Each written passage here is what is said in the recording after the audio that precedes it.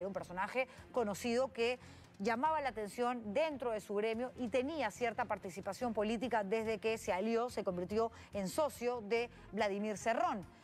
Pero para muchos, sobre todo en la capital donde, repito, esto ha dejado clarísimo lo que ha pasado ayer, que nos cuesta voltear la cabeza, girar el rostro y entender lo que sucede al interior del país. Pedro Castillo es el personaje que ustedes ya han conocido a través de un reportaje que hemos presentado ayer, en caso no supieran mucho acerca del candidato. Pero lo que estamos mostrando ahora es lo que sucedió esta mañana, donde evidentemente con los ánimos muy elevados, contento por los resultados, despertó y en Cajamarca, en su natal Cajamarca, se dedicó a trabajar, a cosechar, que es algo que él disfruta mucho, más allá de su carrera como maestro, como profesor, y es algo que además nos advirtió que hacía hasta el día de hoy en la entrevista que nosotros le hicimos hace algún tiempo. Ayer hacía yo una especie de mea culpa como representante también del grupo de la prensa, ¿no? Decía, ¿por qué? Y él me lo dijo también cuando estuvo aquí. A mí nadie me entrevista, me has invitado tú. A ver, más allá de lo que yo pueda pensar, de lo que propone para el país Pedro Castillo, nos propusimos y creo que lo hemos cumplido, nos sentimos orgullosos de ello como equipo. Desde el primer día, desde que arrancó la contienda electoral e iniciamos justamente las investigaciones, a preparar reportajes y las entrevistas de los diferentes postulantes, dijimos, vamos a tener a todos, allá el que no quiera venir. Fueron muy pocos realmente, la mayoría estuvo aquí y no solo una vez.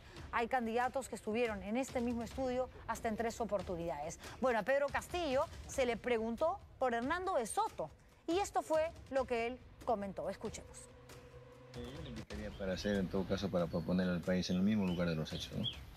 Caminar juntos, caminemos por el Perú, planteemos la realidad, ¿no? Me gustaría, por ejemplo, que él también con su experiencia nos enseñe, por ejemplo, cómo se coge una herramienta, cómo se hará la chacra, cómo se cultiva, ¿no? Cómo se hace el país desde abajo, ¿no?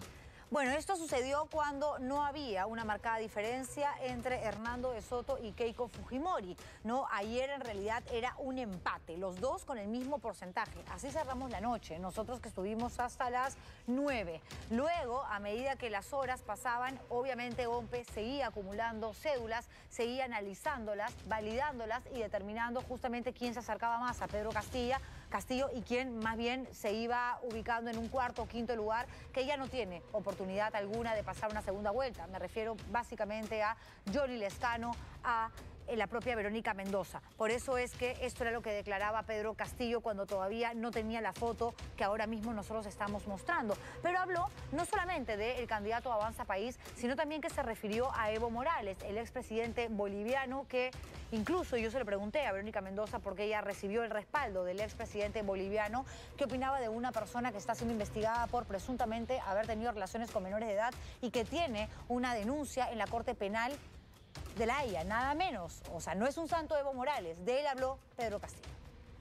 Saludar desde ATV a mi hermano Evo Morales, es un amigo personal mío, y saludar al hermano, a la hermana República de Bolivia. Yo sé quién es Evo Morales, que nació de las entrañas como dirigente de Bolivia. Y sé también qué piensa su pueblo, ¿no? De Evo Morales. Pero eso no quiere decir que el modelo de un país, de otro país, se tiene que trasladar cuando su realidad, su contexto son otras, su mundo es otro.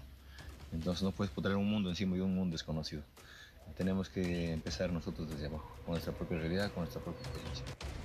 Leía justamente algunas declaraciones que había dado también Pedro Castillo y que fueron recogidas por otro medio de comunicación, y él manifestaba que era momento de reunirse con representantes de otras fuerzas políticas. A ver, estamos hablando de una situación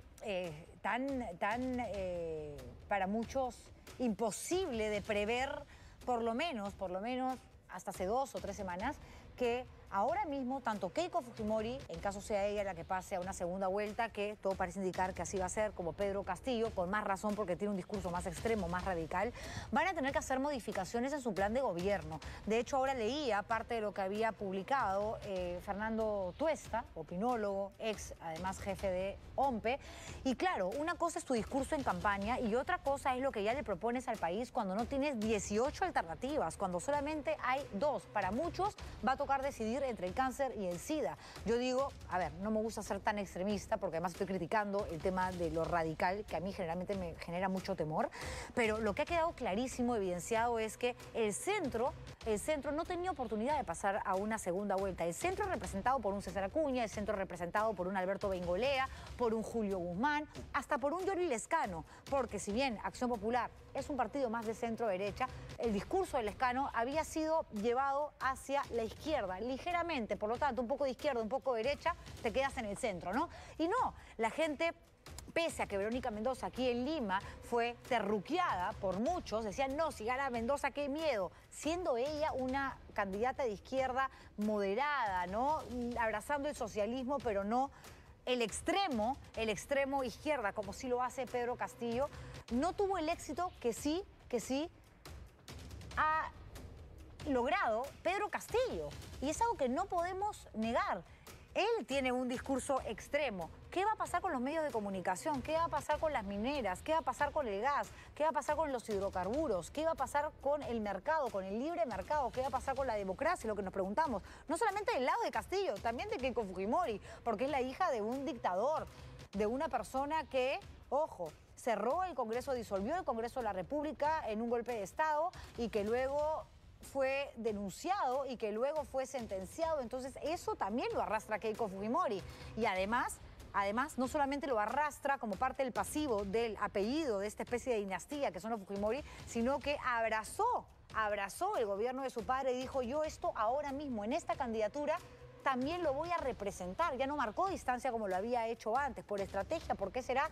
Pues no lo sabemos. Lo cierto es que queremos ahora propuestas lo suficientemente claras que marquen un compromiso real para saber qué nos espera como país de cara justamente, ni siquiera al próximo año, de cara a este año, porque en julio, uno de los dos va a juramentar, uno de los dos se va a convertir en el próximo presidente o la primera presidenta del Perú. Tenemos justamente lo que